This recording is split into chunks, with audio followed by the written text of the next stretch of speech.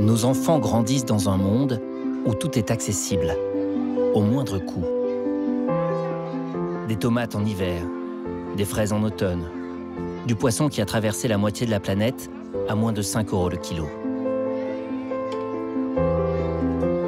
Leur assiette est à la fois le résultat et la cause d'un système devenu fou, qui nous rend malades et détruit la planète.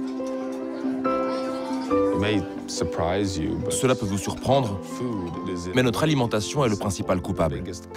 Elle explique tous les risques de déstabilisation de la planète auxquels nous devons faire face.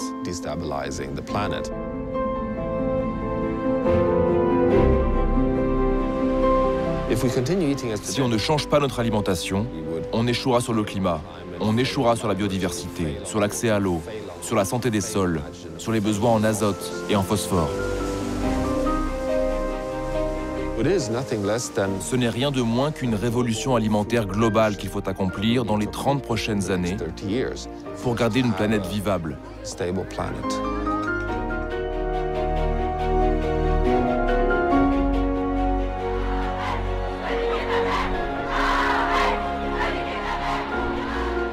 Nous, les adultes, avons la responsabilité de résoudre ce problème pour donner à nos enfants un futur sur cette terre. I shouldn't be up here. I should be back in school on the other side of the ocean. Yet you all come to us young people for hope. How dare you?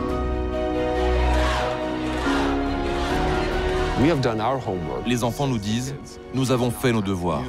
Maintenant, c'est à vous de les faire. » Voici l'histoire de femmes et d'hommes qui croient qu'on peut changer le monde avec notre fourchette. Nous sommes la première génération qui sait et la dernière qui peut agir.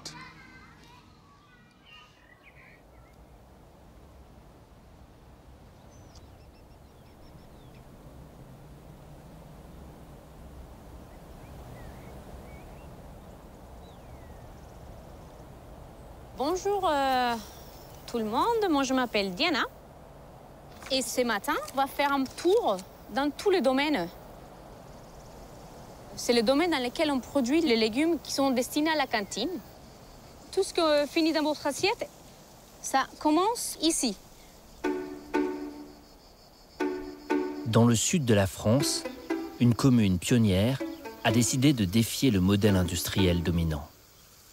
Elle a créé sa propre ferme afin de fournir ses cantines scolaires en circuit court.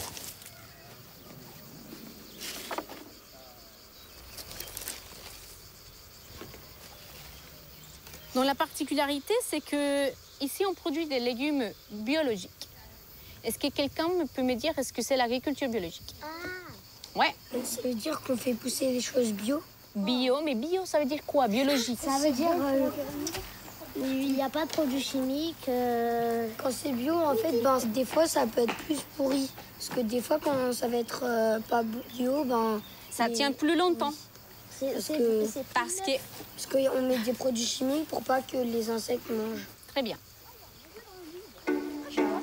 Les élus de Montsartou ont créé les premières cantines 100% bio de France, dans 8 établissements scolaires en tout, afin de prouver qu'un autre modèle est à portée de main.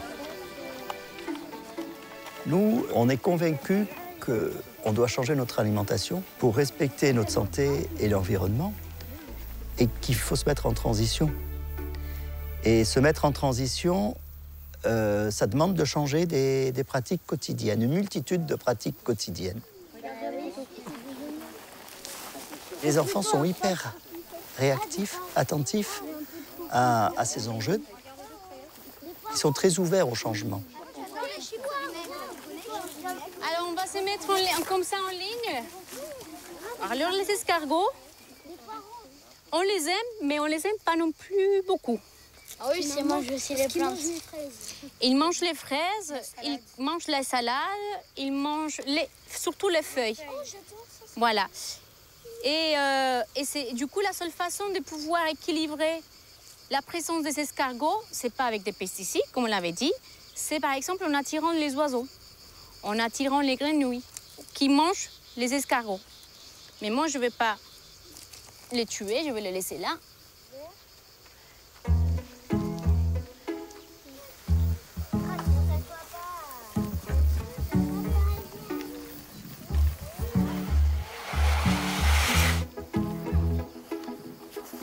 Le vrai déclencheur de notre projet, c'est 98, la vache folle. En nourrissant mal des animaux d'élevage, on les a empoisonnés et ils ont empoisonné l'homme.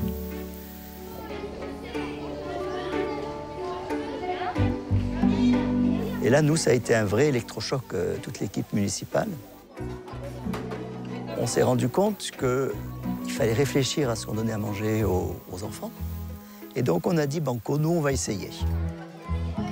On va essayer de faire une cantine 100% bio le plus vite possible, sans dépenser plus.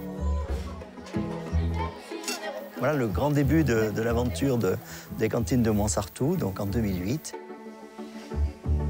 Et en fait, à notre grand étonnement, on a réussi le 100% bio en 4 ans.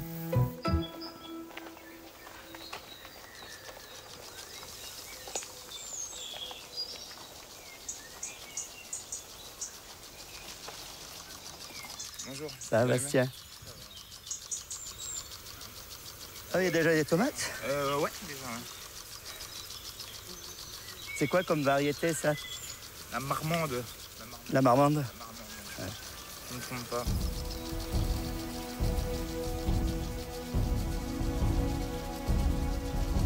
Développer une restauration collective bio, c'est déjà c'est régler le problème de l'approvisionnement.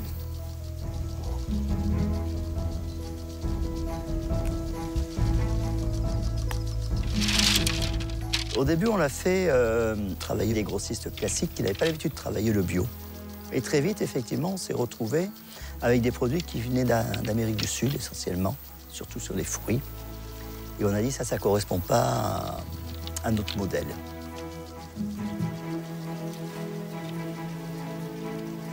Et c'est là que, d'une boutade, on a dit, c'est terrible. On n'arrive pas à en avoir, il va falloir qu'on le fasse tout seul. Et de cette boutade est née l'idée d'une régie agricole.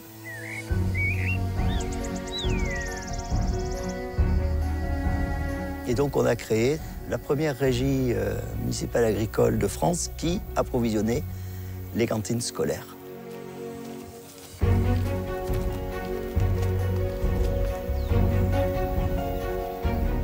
Sur un terrain appartenant à la mairie, on a embauché 3 agriculteurs. On a acheté des graines, on a acheté un tracteur et on est devenu exploitant agricole.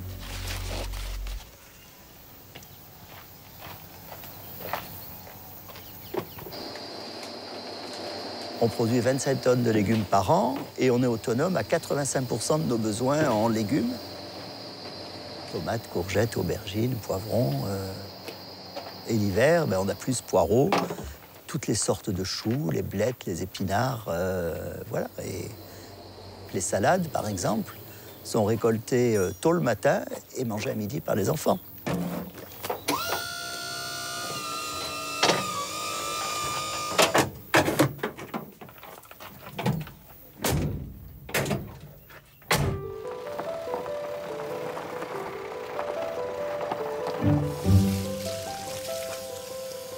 Les cantines de Montsartou, c'est 1200 repas jour.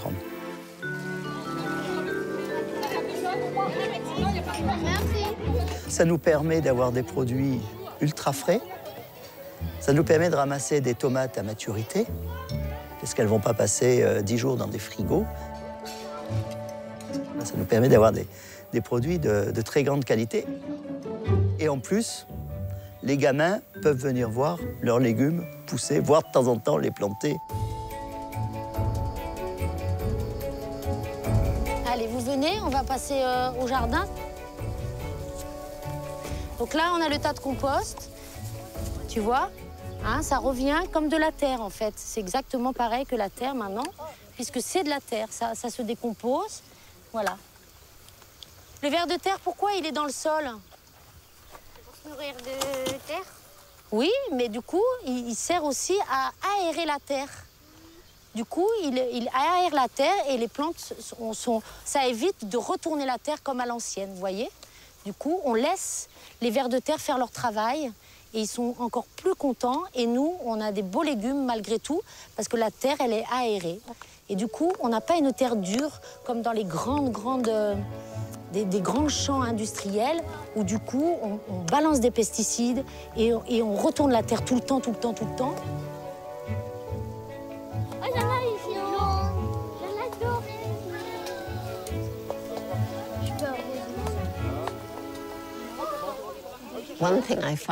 Il y a une chose que je trouve toujours très bizarre quand on parle de l'agriculture industrielle. On appelle ça l'agriculture conventionnelle, mais elle n'a rien de conventionnel.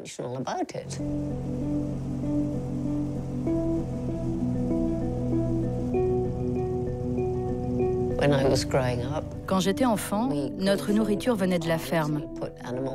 On utilisait le fumier des animaux pour fertiliser les champs. Je me souviens qu'au moment des labours, les oiseaux volaient tout autour et mangeaient les insectes. Aujourd'hui, nous avons cette agriculture commerciale.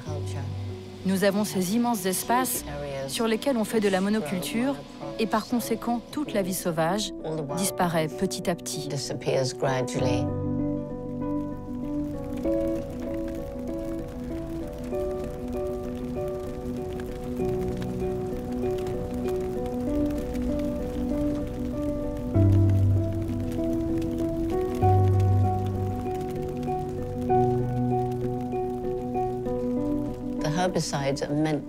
Les herbicides sont censés tuer juste les mauvaises herbes. Mais en fait, ils tuent toutes sortes de plantes.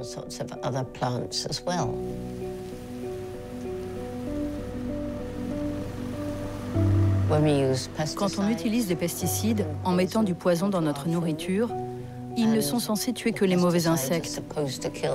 Mais bien sûr, ils tuent aussi les autres insectes. Et alors que nous détruisons la vitalité des sols, nous utilisons de plus en plus d'engrais chimiques qui sont emportés par la pluie et finissent dans les rivières en causant d'énormes problèmes. Nous sommes en train de détruire la nature.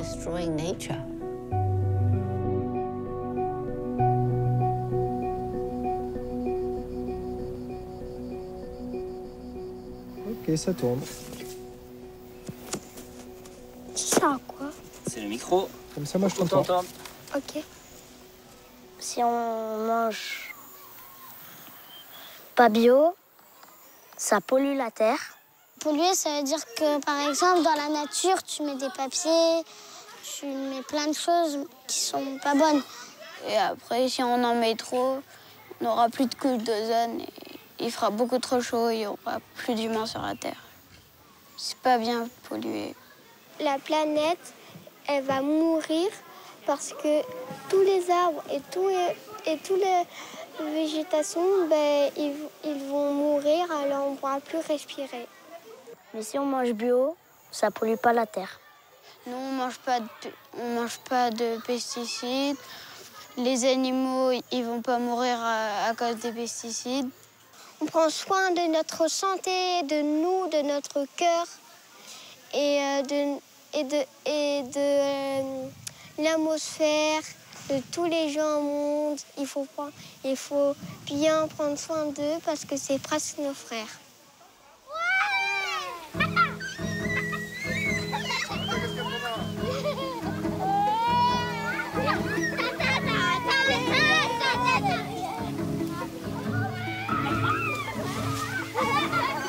Je crois qu'on est arrivé à un stade où soit on appuie sur le champignon pour aller plus vite vers une transition, soit on va dans le mur, effectivement.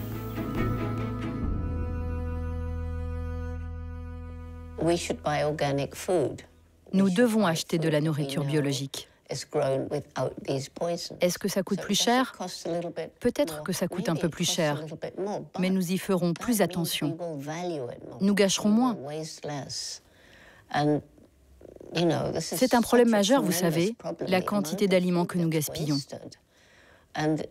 Le prix que nous payons notre nourriture aujourd'hui ne reflète pas son vrai coût.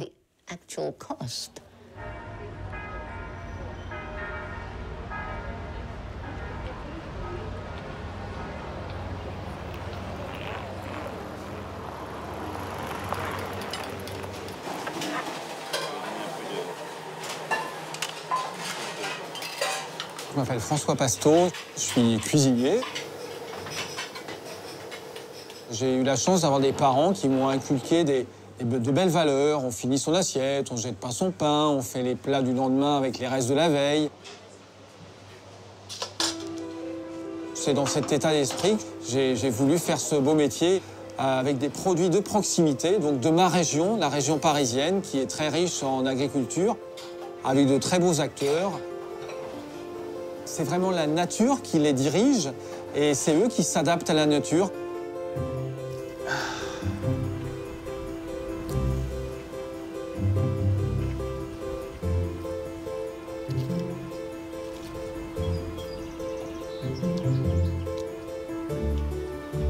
Avoir une alimentation qui est bonne pour la planète, c'est d'abord se fournir, s'approvisionner avec des produits de saison.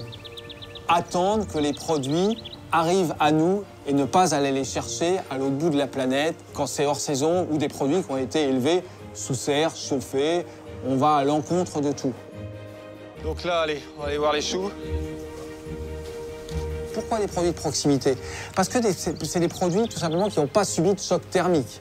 Hein, quand vous achetez un produit qui vient de l'autre bout de l'Europe ou l'autre bout de la France, forcément, il a subi des chocs thermiques dans les camions frigorifiques.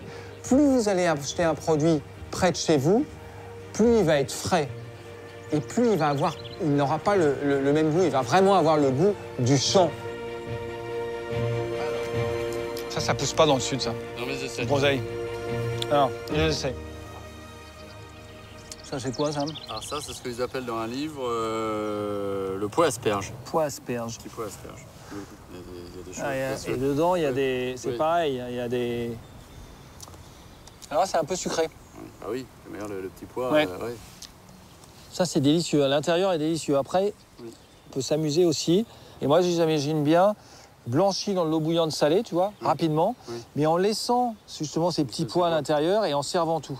Oui. En plus, c'est super parce qu'il n'y aurait pas du tout de gaspillage, tu vois. Oui. On va voir les blettes. On me dit souvent qu'un produit de qualité, local, est cher. C'est vrai et c'est faux à la fois. Vous allez forcément le payer un peu plus cher. Mais ça ne va pas vous coûter plus cher, tout simplement parce que ce produit de qualité, vous allez pouvoir l'utiliser jusqu'au bout, l'optimiser. Ne pas gaspiller la moindre parure de viande, de poisson, de fruits, de légumes. Et tout ça d'une manière très simple, simplement en prenant le temps de réfléchir un petit peu. Par exemple, vous achetez des carottes avec des fans. Eh ben, pourquoi jeter les fans, en fait? Ça se mange, les fans de carottes.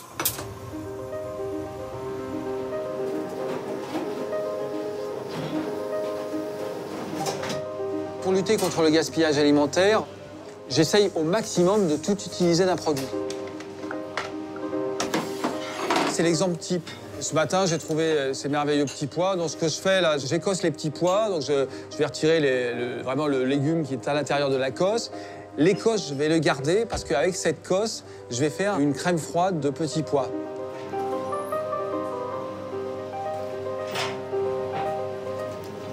Je récupère les petits pois pour faire une garniture.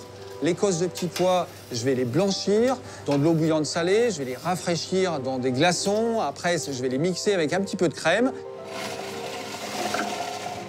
Passer à travers une passoire fine. Pour agrémenter ça, j'ai envie de donner un petit peu d'acidité, c'est-à-dire je vais l'accompagner d'un sorbet qui va être fait avec le jus de chutney, courgettes et tomates que j'ai fait. Donc chutney, courgettes et tomates, c'est je mélange des petits dés de tomates, des petits dés de courgettes fraîches, je mets un petit peu de curry, un petit peu de curcuma, du sel, du vinaigre, un peu de sucre, je mets à cuire, compoter doucement. Ça va rendre de l'eau, les tomates. Les courgettes également vont rendre de l'eau. Avec toute cette saveur, ça va me permettre de récupérer ce jus pour en faire un sorbet. Et ce sorbet, je le mets au centre de l'assiette. Je fais couler le velouté froid de petits pois autour. Et puis, j'ai récupéré également des petites fleurs de saison comestibles, bien sûr, que j'ai mis dessus, comme une petite fleur d'ail. Ça me permet aussi de pouvoir offrir une cuisine de qualité à un prix raisonnable et de pouvoir avoir une entreprise économiquement viable.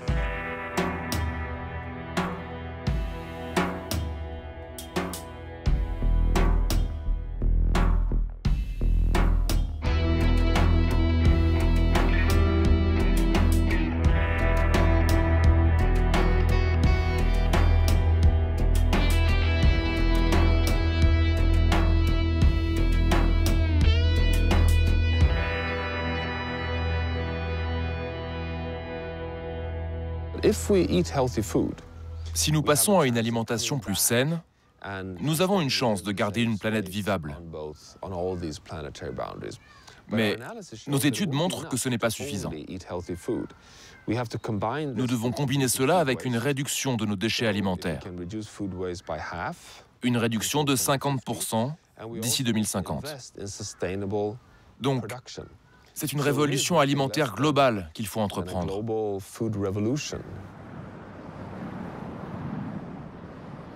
Privilégier les circuits courts, le bio, et réduire le gaspillage alimentaire. Les solutions existent. Mais sont-elles réalistes et viables à grande échelle?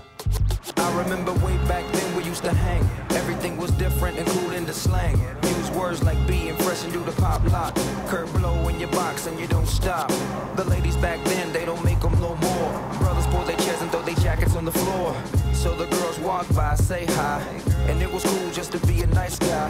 Motorola flip phones and the mobile bags, hatchback Scirocco's and Cadillacs and Jags. That's how we used to roll. Hi.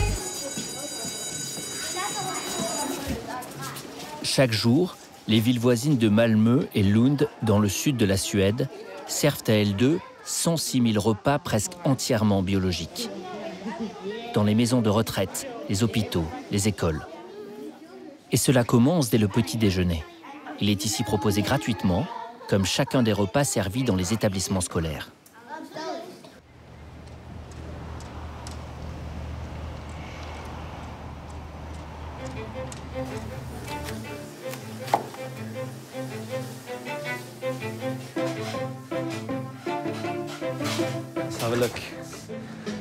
Ok, regardons dans les frigos ce qui est bio et ce qui ne l'est pas.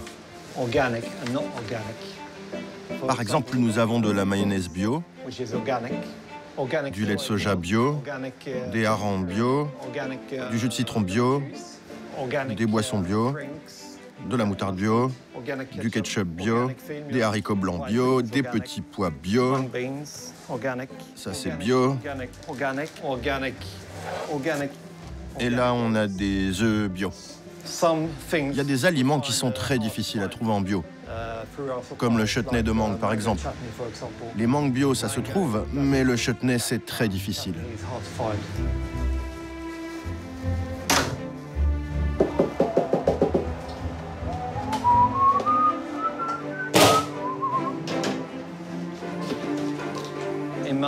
À Malmö, la nourriture doit être biologique au maximum de ce qui est possible. Aujourd'hui, les repas que nous servons sont à plus de 80% biologiques. La municipalité a décidé qu'en 2020, ils devront être 100% biologiques dans toutes les écoles.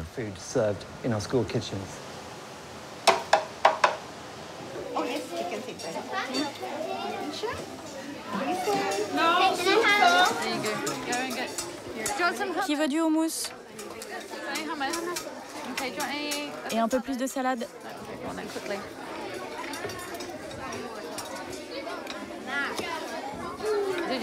Vous avez goûté les tomates aujourd'hui?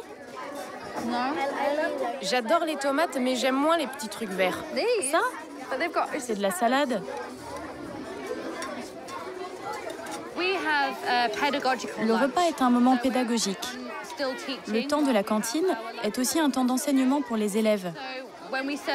Quand nous servons les enfants, ils doivent choisir les aliments qu'ils veulent manger. Et nous vérifions que c'est équilibré d'un point de vue nutritionnel.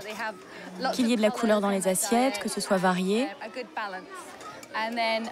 Et quand nous sommes assis ensemble, cela nous permet d'avoir une conversation plus détendue que durant la classe. Il ne s'agit pas seulement de manger. Nous les aidons à considérer différemment ce qu'il y a dans leur assiette, à en prendre conscience et à en être reconnaissants.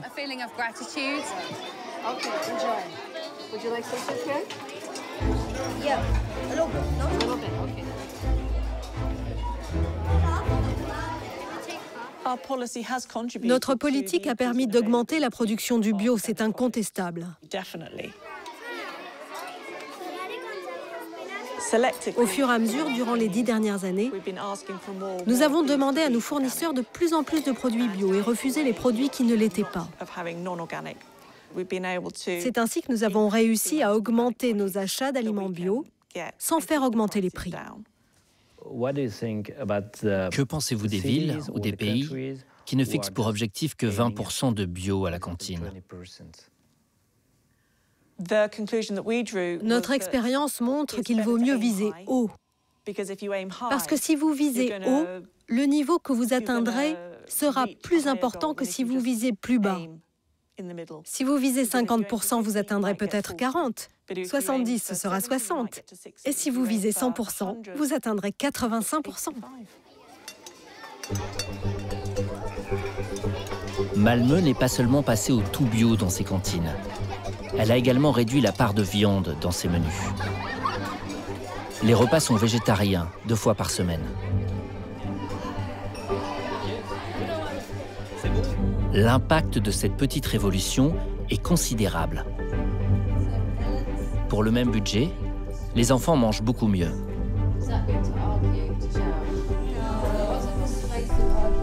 Et la ville a réussi un autre pari. Elle a réduit de 20% ses émissions de gaz à effet de serre liées à l'alimentation par rapport à leur niveau de 2002, faisant ainsi un grand pas vers la neutralité carbone.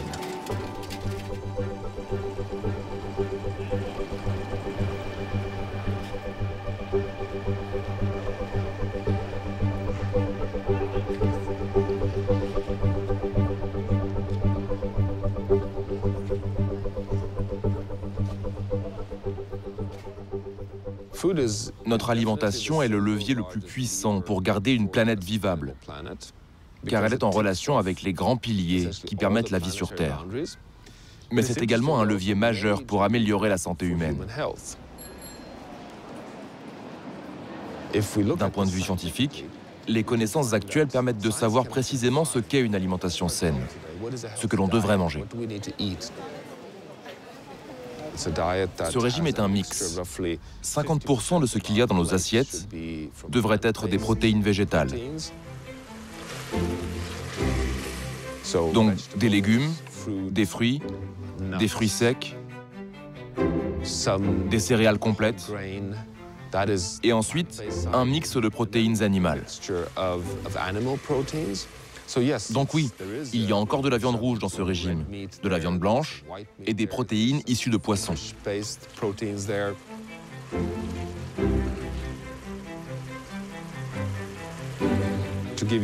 Pour vous donner un exemple, cela nécessite que l'on réduise notre consommation de viande rouge à 100 grammes par personne par semaine. Alors qu'aujourd'hui, en moyenne, un Européen ou un Nord-Américain mange à peu près 7 à 800 grammes par semaine. C'est une réduction drastique.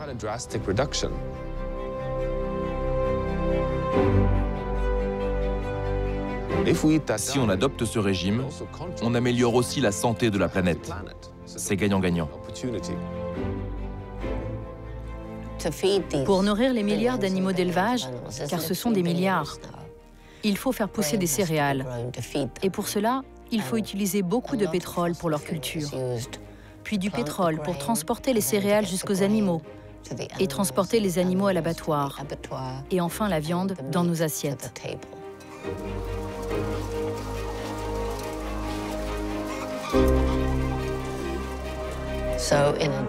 Il faut ajouter à cela les quantités astronomiques d'eau nécessaires pour transformer ces protéines végétales en protéines animales. Pour cela, nous appauvrissons nos ressources en eau et l'eau douce devient de plus en plus rare, particulièrement dans certaines parties de la planète avec le réchauffement climatique qui accroît les sécheresses.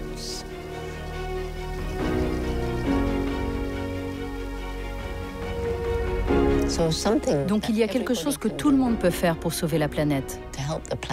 C'est de manger moins de viande et si possible, pas de viande.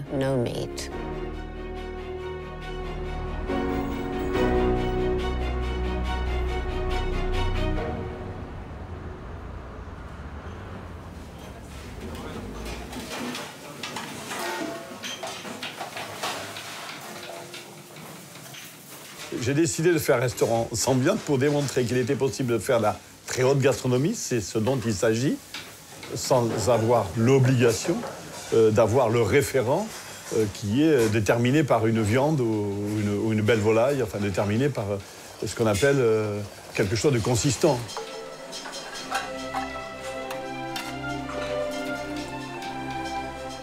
Dans les cuisines de certains grands chefs, cette révolution vers une gastronomie qui tourne le dos à la viande est déjà en marche.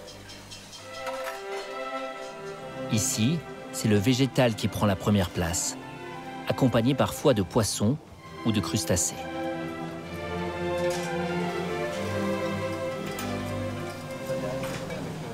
Il faut être l'esprit ouvert pour savourer la palette et la diversité des goûts que le végétal peut vous offrir, qui est infiniment supérieure à l'animal en fait.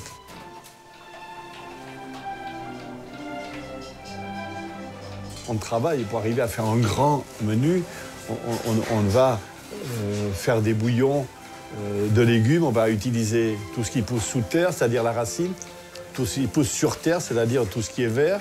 Voilà, on va récupérer l'amertume de feuilles d'artichaut, on va tout disséquer, on va améliorer, j'appelle ça affiner le trait, pour que le goût de l'amertume, l'acide, l'amer, l'astringence, tout ça, ça fait partie d'une palette de goûts que nous avons envie de concentrer dans nos plats.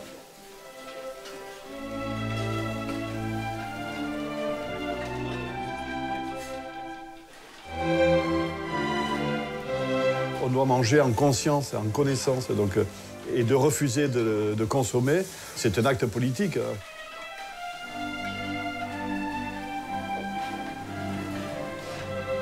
Pour faire changer le monde, il faut bien que les humains, les uns à côté des autres, ils prennent des décisions qui sont plus fortes que de voter. C'est l'effet de contagion ou c'est l'effet de tache d'huile d'olive qui fait que finalement le monde va changer parce que la prise de conscience des individus qui habitent cette planète est plus forte que les pouvoirs politiques.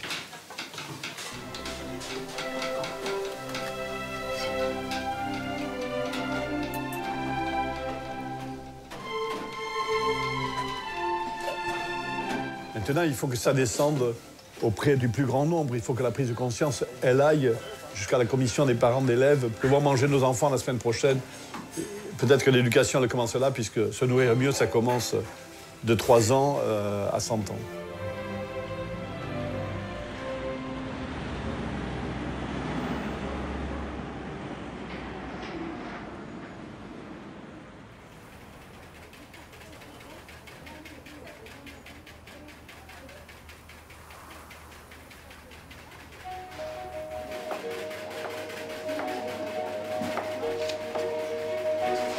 Super. Bien. On commence à être en place. Je m'appelle Gilles Davot, je suis cuisinier formateur. Tu peux mettre un peu de sel là aussi, ça sera bon. Remplacer la viande, c'est toujours un biais. On est toujours dans le débat. Je mange de la viande, je mange plus de viande. Et il y a beaucoup de gens qui ont peur de ça, parce qu'ils aiment la viande. En fait, quand on utilise le mot végétarien, on ne perçoit que du moins. On va mettre un couvercle. Et puis, une fois par minute, soit on secoue, soit on donne 3 coups pour mélanger. Et vous voyez, nos petits poireaux carottes, là, en 8 minutes, c'est cuit. Le but de cette formation, c'est de basculer dans une vision très différente et très positive. On va mettre plus de diversité dans les repas. Ça fait grandir les enfants en Inde, en Égypte, en Turquie. C'est vraiment les alimentations de base, riz, lentilles. Ce que je leur fais découvrir, c'est déjà des produits qu'ils ne connaissent pas. Par exemple, des céréales qu'ils n'ont jamais cuisinées. On redécouvre les haricots, on redécouvre les pois chiches, on redécouvre les lentilles, on découvre un boulgour, un millet. C'est trop bon, trop bon, trop bon. Oh, la gourmande. Donc, ce que je vais faire, c'est que je vais faire directement partir à l'eau le riz avec les lentilles, un volume et demi d'eau, OK? Vous étiez déjà au courant, l'association des céréales et légumineuses? Non, vous aviez jamais tellement vu ça? On s'aperçoit que partout dans le monde, la source de protéines quantitatives quotidiennes, dans les cuisines populaires, c'est l'association des légumineuses avec des céréales. Dans le Maghreb, c'est des légumes, un bouillon, des pois chiches. Et puis, c'est mangé avec de la semoule ou des pains galettes. On va avoir les cuisines plus d'Asie avec des associations autour du riz, souvent. Avec du riz et des lentilles, du riz et des pois, du riz et du soja. En associant ces deux familles, on va avoir la combinaison de tous les acides aminés, qui sont les acides aminés qui nous sont apportés par la viande. Et finalement, plutôt que de dire on va faire du sans viande, on a fait, oh là là, regarde tout ce qu'on a fait avec des haricots, regarde tout ce qu'on a fait. Oh là, je suis bluffé, je pensais pas qu'on pouvait faire autant de trucs. L'idée, c'était de montrer comment on peut introduire dans l'alimentation des enfants ces haricots, ces légumineuses, ces pois chiches. Et finalement, ça a pris la forme d'un gâteau au chocolat. Et en fait, on a un gâteau extrêmement simple à faire et qui nous met un apport de protéines dans le dessert. Ça, c'est moins culturel pour nous, mais de se dire que parce qu'on a mis un gâteau avec des légumineuses et de l'œuf en dessert, on a une partie des protéines du repas qui est apportée là. J'aime pas trop le chocolat, mais là, il est trop bon. Là, c'est bon. Et si je fais un dessert avec ça, je nourris les enfants. Il y a vraiment, vraiment nutritionnellement, c'est un... La transition écologique, c'est les millions de repas, les milliards de repas du quotidien, dans les maisons, dans les cantines. On a un potentiel incroyable aujourd'hui, en travaillant sur les cantines, de favoriser cette transition avec toutes ces générations qui vont apprendre que le bio, c'est aussi pour eux. Les protéines végétales, c'est aussi pour eux, c'est bon. Et quand je mange le midi, je participe à la maîtrise du changement climatique, à éviter le changement climatique, à tempérer, simplement parce que je mange le midi, parce que j'apprends à manger. C'est très important que les enfants apprennent ça jeunes. Même si à l'adolescence, ils vont vers le fast-food, etc., c'est pas grave. Quand ils ont appris ça jeunes, ils vont retrouver ça adulte, ils le transmettront à leur tour aux enfants. C'est merveilleux.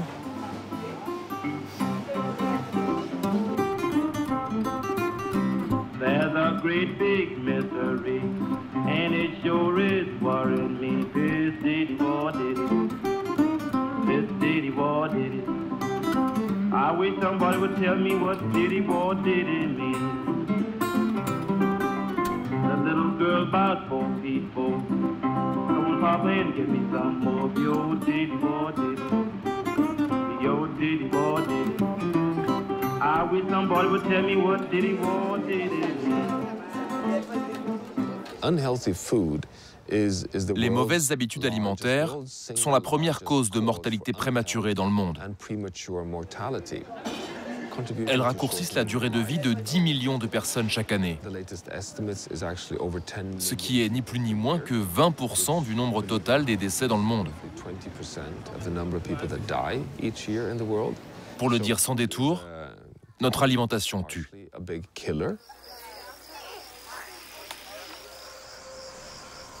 Changer notre modèle alimentaire n'a pas seulement des impacts positifs pour la planète et notre santé. Cela permet aussi de lutter contre les inégalités sociales et la pauvreté.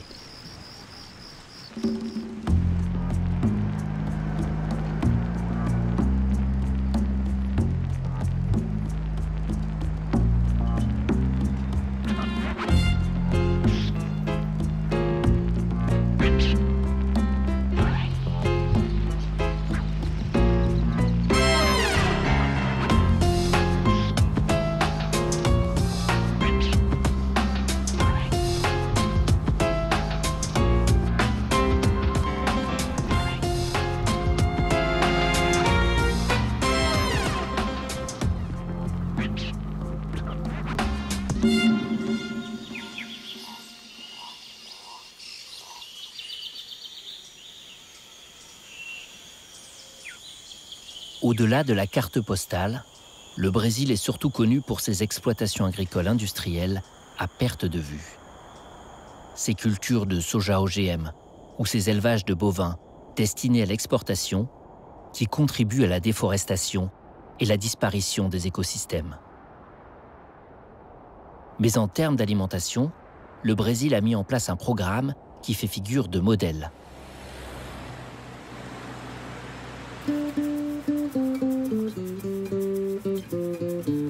Eu quero a água que esse coco dá, e bem gelada pra matar a minha sede, sede de mudar. Eu quero a polpa que esse coco tem, eu quero toda, não divido a minha polpa com ninguém.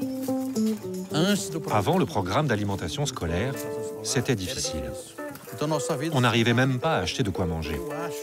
Aujourd'hui, ma vie a complètement changé. Eu quero a água que esse coco dá. Et aujourd'hui, la vie de tous les producteurs que je connais est meilleure aujourd'hui. Certains ne savaient même pas ce que signifiait cultiver. Et maintenant, grâce à ce programme, ils ont appris.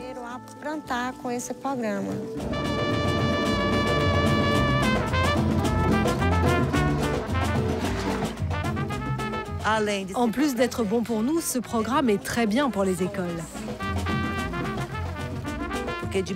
Il a permis de beaucoup réduire les aliments industriels. Désormais, dans les écoles, il y a des produits naturels et bio.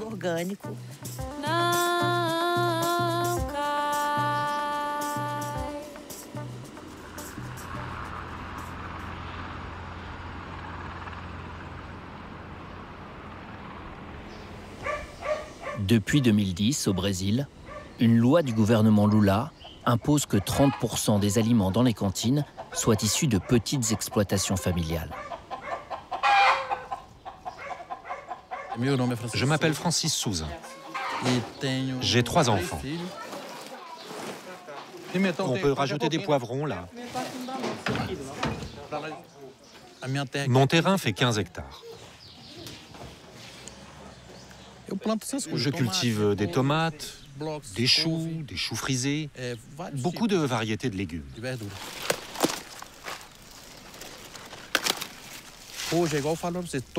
Aujourd'hui, tous mes revenus découlent de la vente de mes produits aux écoles.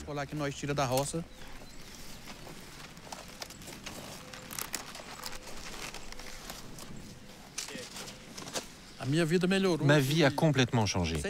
Il y a 6 ans, quand nous avons commencé à faire les livraisons pour les cantines, mes fils n'étaient pas ici. Les 2 étaient partis bosser en ville. Ils disaient « Papa, on n'en peut plus. Il ne reste même pas assez pour qu'on s'achète un pantalon.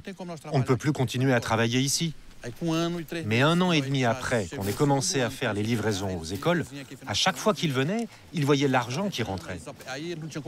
Eux n'arrivaient pas à payer le loyer avec leur salaire, je devais leur prêter de l'argent. Alors ils ont choisi de revenir ici. Aujourd'hui, chacun a sa voiture, sa maison. On a un camion. J'ai une nouvelle voiture personnelle. Il ne manque rien à la maison.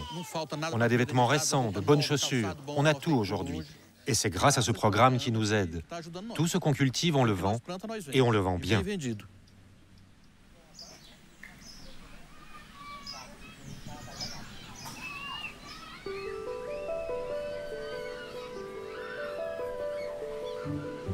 Je m'appelle Nolde Maria Jesus. Je suis une petite productrice de légumes.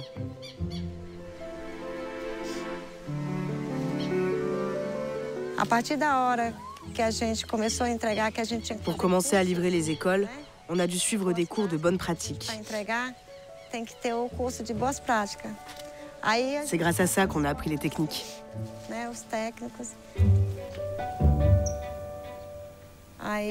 Nous avons alors décidé d'appliquer dans notre ferme le programme de barrières agroécologiques. Ce sont des barrières physiques faites d'arbres fruitiers et d'arbustes.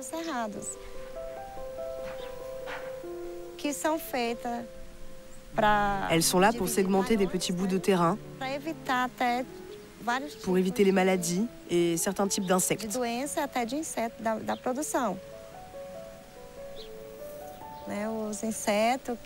Les insectes qui veulent manger mes plantes n'atteignent pas mes cultures.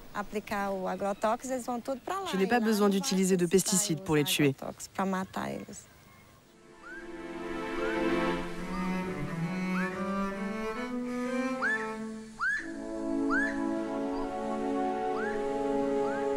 Je m'appelle Ivone Ribeiro Machado. Je fais de l'agriculture biologique. Le système d'agroforesterie permet d'avoir plusieurs cultures sur le même terrain. Les plantes cohabitent. J'ai beaucoup de récoltes. Regarde toute la diversité que j'ai sur mon bout de terrain.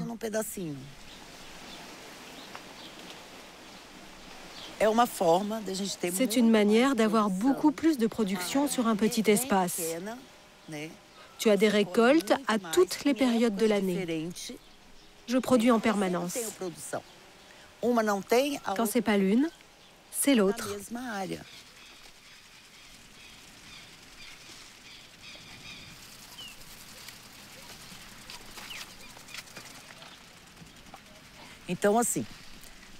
S'il n'y avait pas cette loi que le gouvernement a fait pour aider les petits producteurs, l'agriculture familiale, on n'aurait pas les moyens de livrer. On ne pourrait pas faire face aux grandes exploitations industrielles. Quand on est tout petit, entrer en compétition avec un grand, c'est très difficile. C'est comme une coccinelle face à une Ferrari. C'est très déséquilibré.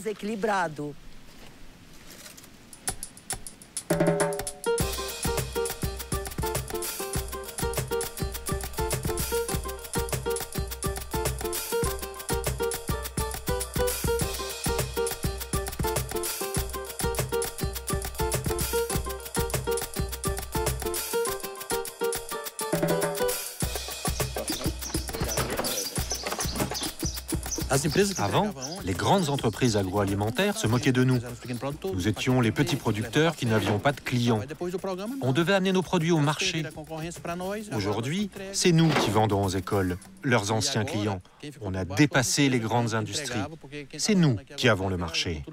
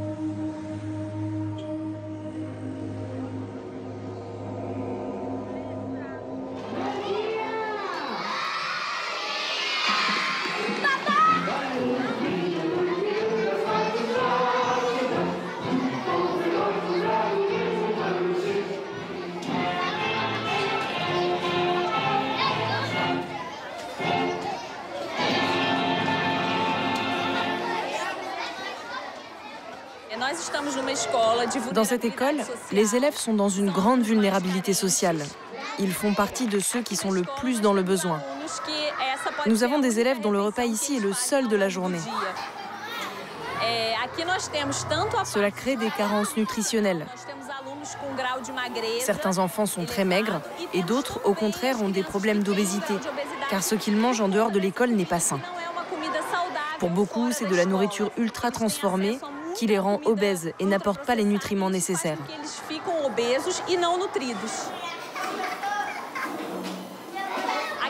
Ici, à l'école, les enfants ont une alimentation riche, variée, avec une grande quantité de fruits, de légumes, de salades, du poisson, du poulet, des choses qu'ils n'ont pas facilement chez eux.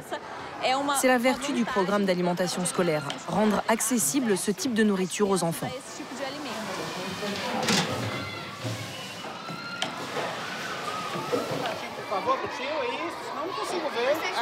Il y a eu beaucoup de progrès en matière d'alphabétisation et moins de redoublement.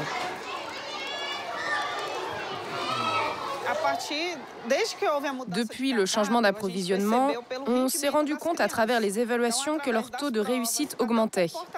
Leur comportement s'est amélioré aussi. Comme les enfants n'étaient pas bien nourris, ils devenaient très agités. Et le matin, ils somnolaient.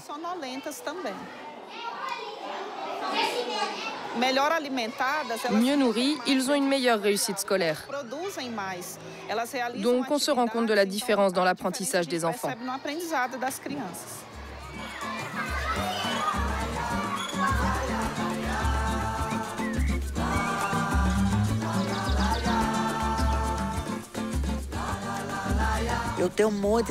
J'ai beaucoup d'espoir pour le futur. Je suis persuadée qu'il existe un futur. Quand je suis arrivée ici, il n'y avait pas un seul arbre. Aujourd'hui, regardez combien il y en a. Avant, c'était une plantation de soja. Il n'y avait pas une racine. Aujourd'hui, regarde ce beau vert. Aujourd'hui, j'ai les oiseaux, j'ai les abeilles, j'ai mes cultures. C'est la biodiversité.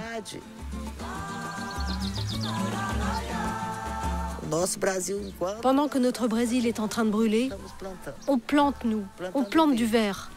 On veut un Brésil entièrement vert.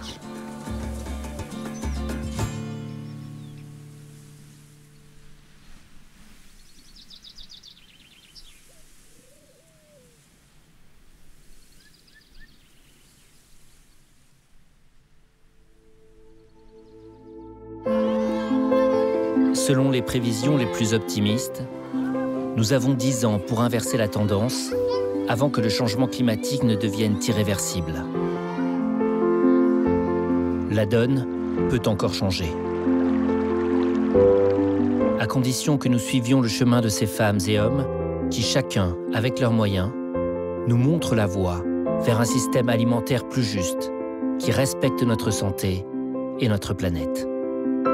Nous, en tant que consommateurs, on a quand même une force, un pouvoir, un devoir même, une responsabilité. Personne ne vous oblige à acheter tel ou tel produit. Par contre, vous, consommateurs, mais tout le monde, on a le pouvoir de dire non, je ne veux pas acheter ce produit-là parce qu'il ne me convient pas, parce qu'il va à l'encontre de mes valeurs. C'est une décision de se nourrir différemment. Il faut se lever un matin en disant « je vais essayer de manger différemment ». Et après, je vous promets, ça se passe bien.